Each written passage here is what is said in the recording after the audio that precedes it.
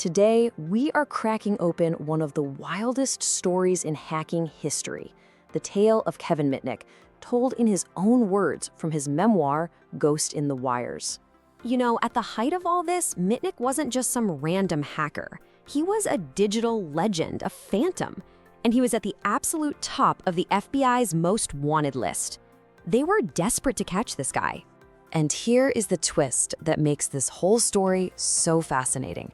For all the chaos, all the systems he broke into, he never did it for the money. Not a penny. So, what on earth was driving him? Let's get into it. So, to really understand what makes someone like Kevin Mitnick tick, we have to go back. We have to look at the obsession that really would shape his entire life. I mean, he says it himself right here. This was never about getting rich. Just imagine it for a second. It's you versus a massive multi-million-dollar corporate security system. It's like the ultimate puzzle. For him, the prize wasn't cash. It was the pure adrenaline of solving it, of winning the game. So let's paint a picture here. We're in LA, we've got this teenager who isn't just playing games. He's completely obsessed with the secret worlds behind them. Phone networks, giant computer systems. He just had this incredible thirst for knowledge, which kind of turned him into this digital anti-hero. And as we'll see, a huge cautionary tale for our modern world. And that obsession, it led him to a pretty profound discovery. You see, the most powerful, most secure computer system in the world is still run by a human being. And Mitnick's real genius wasn't hacking technology. It was hacking people. He basically mastered this technique that we now call social engineering. Forget all the complex code you see in the movies. Social engineering is really just the art of the con. It's about playing on our basic human nature, our desire to be helpful, our instinct to trust authority, and using that to get inside. You know, he could call up an employee, put on a voice, pretend to be a coworker from another department who was in a jam, and with a bit of charm and a sense of urgency, he could talk them into just handing over a password. His most brilliant hacks happened over a telephone, not a keyboard. And this wasn't random. He had a playbook. It was a science. First, he'd do his homework, find just the right person to call. Then, he'd create the perfect story, the pretext. Hey, I'm the new guy in IT, I'm so sorry to bother you, but I really need your help. He'd build that little moment of trust, create some fake urgency, and bam, he was in. The person on the other end never saw it coming. They just handed over the keys. And being a master of deception meant he could stay one step ahead of almost everyone, which led to one of the most famous digital manhunts in history.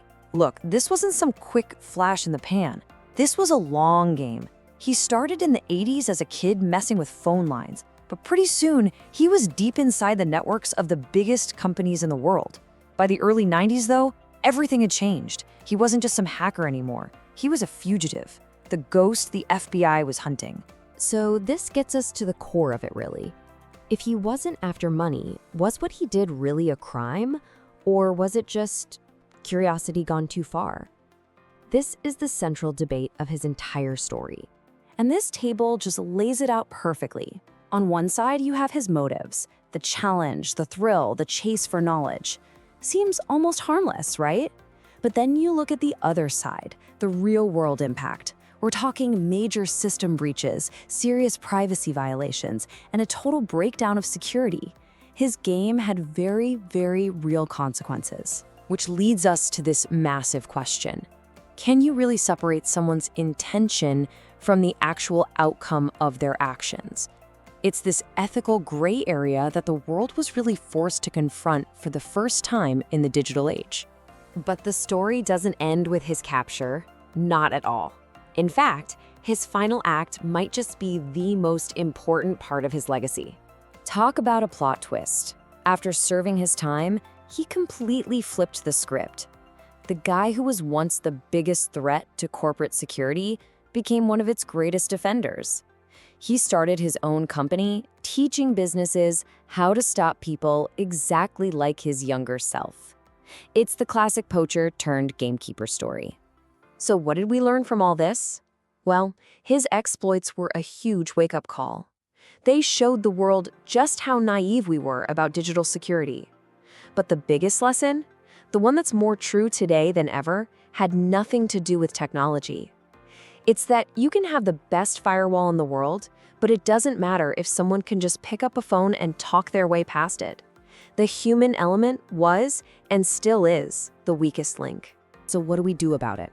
Well, for organizations, it's not just about buying better software. It's about training your people. For security teams, it means you have to start thinking like a hacker. And for all of us, as individuals, it really boils down to one simple thing. Just pause. The next time you get a weird, urgent request for info, take a breath and be a little skeptical. And that brings us to the final thought I want to leave you with. Kevin Mitnick's greatest weapon was a telephone and a good story. Today, attackers have AI that can clone voices, deepfakes that can create video of anyone saying anything. Mitnick proved the ultimate target was never the computer. It was our trust. So in a world where technology can fake reality itself, how in the world do we protect that trust now?